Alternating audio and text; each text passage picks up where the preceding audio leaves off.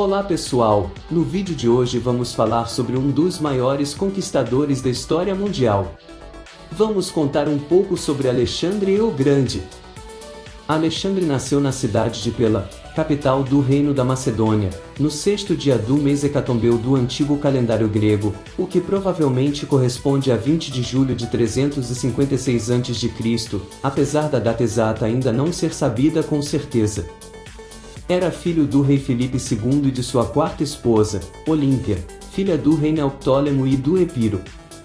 Apesar de Filipe ter 7 ou 8 esposas, Olímpia foi sua esposa principal por muito tempo, provavelmente devido ao fato dela ter sido aquela que lhe deu um filho homem. Muitas lendas envolvem o nascimento e infância de Alexandre. De acordo com o biógrafo grego Plutarco, Olímpia, na noite da consumação do seu casamento com Filipe, sonhou que seu útero fora atingido por um raio. É dito que Filipe, em um sonho um tempo após o casamento, viu-se segurando o útero de sua esposa marcando-o com um selo gravado com uma imagem de leão. Plutarco deu várias interpretações a este sonho, talvez que Olímpia estivesse grávida antes do casamento, indicado pelo selo gravado em seu útero, ou que Alexandre fosse filho do deus Zeus. Analistas antigos dizem que a ambiciosa Olímpia pode ter propagado a história da origem divina de Alexandre ou talvez ela dispensasse essa sugestão como ímpia. Alexandre III da Macedônia, comumente conhecido como Alexandre, o Grande ou Alexandre Magno, foi rei do reino grego antigo da Macedônia e um membro da dinastia Argéda. O jovem príncipe sucedeu a seu pai, o rei Filipe II, no trono com 20 anos de idade. Ele passou a maior parte de seus anos no poder em uma série de campanhas militares sem precedentes através da Ásia e Nordeste da África. Até os 30 anos havia criado um dos maiores impérios do mundo antigo, que se estendia da Grécia para o Egito e ao noroeste da Índia. Morreu invicto em batalhas e é considerado um dos comandantes militares mais bem-sucedidos da história. Durante sua juventude, Alexandre foi orientado pelo filósofo Aristóteles até aos 16 anos.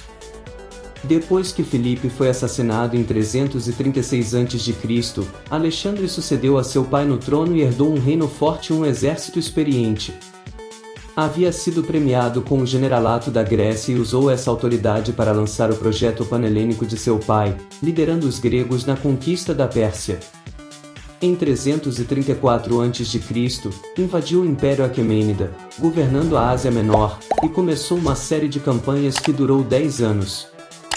Quebrou o poder da Pérsia em uma série de batalhas decisivas, mais notavelmente as batalhas de Isso e Galgamela.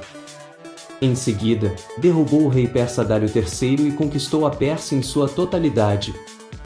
Nesse ponto, seu império se estendia do Mar Adriático ao Rio Indo.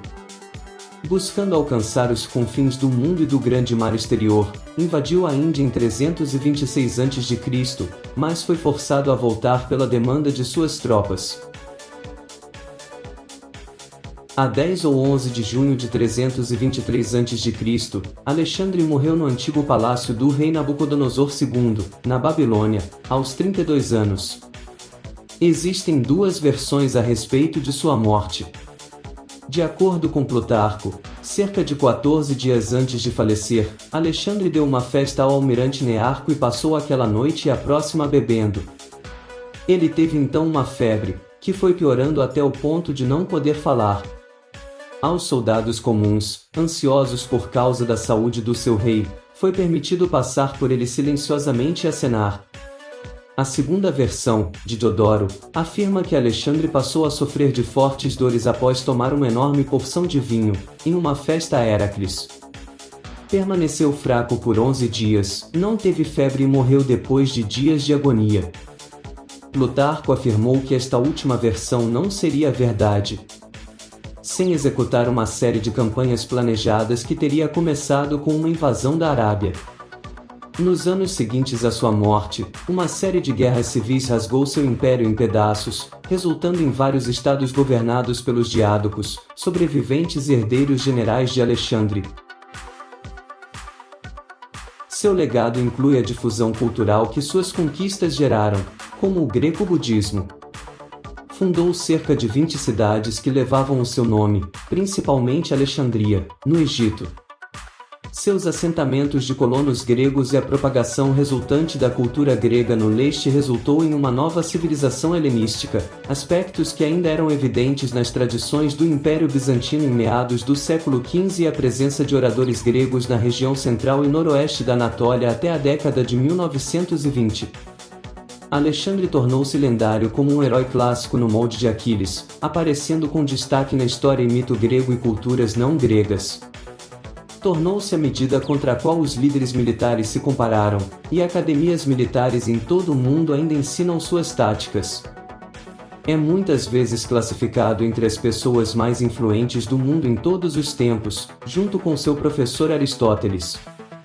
Espero que tenham gostado do vídeo de hoje. Não esqueçam de deixar o seu like, e caso ainda não sejam inscritos no canal, podem fazer isso agora. Um forte abraço em todos!